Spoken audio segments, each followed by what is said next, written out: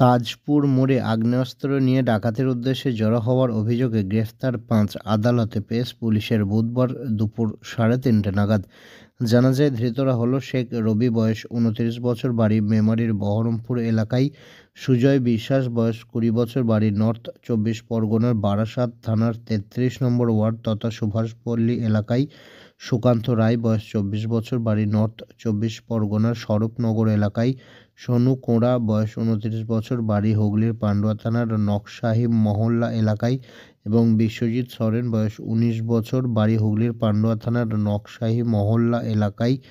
Police সূত্রে জানা যায়, ধৃতরা তথা অভিযুক্তরা বুধবার ভোরে মন্তেশ্বর বিধানসভার পাহারাটি সংলগ্ন তাজপুর মোড়ে ডাকাতির উদ্দেশ্যে জড়ো হয়েছিল আগ্নেয়াস্ত্র নিয়ে।